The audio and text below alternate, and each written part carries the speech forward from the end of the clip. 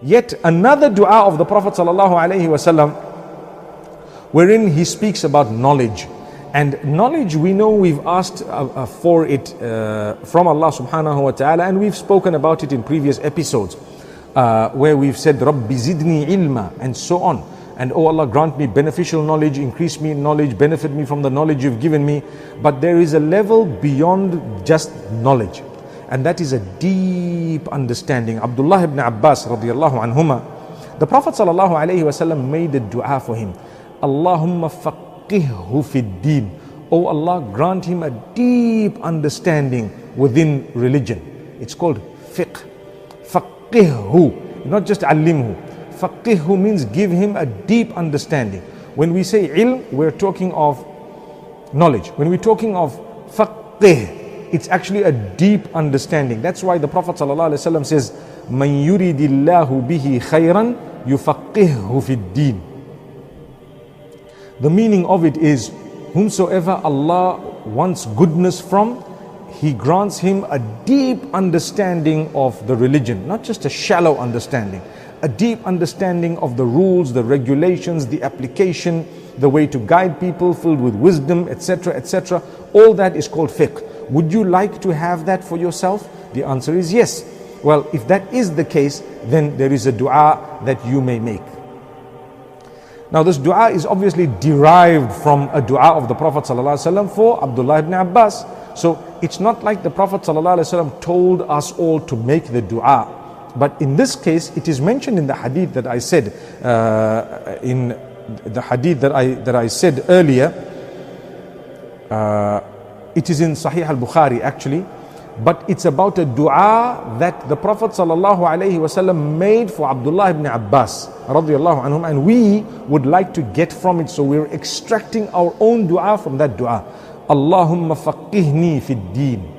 Allahumma faqihni fid deen. Oh Allah, grant me a deep understanding of the deen.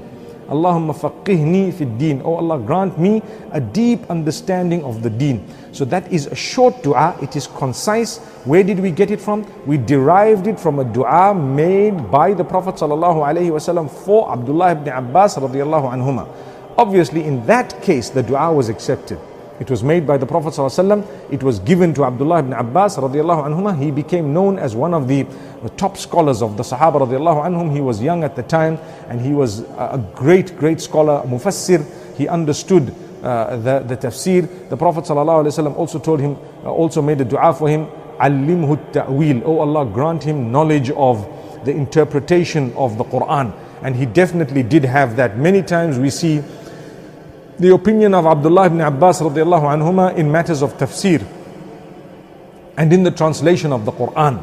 So this is Rasulullah sallallahu alaihi wasallam's dua.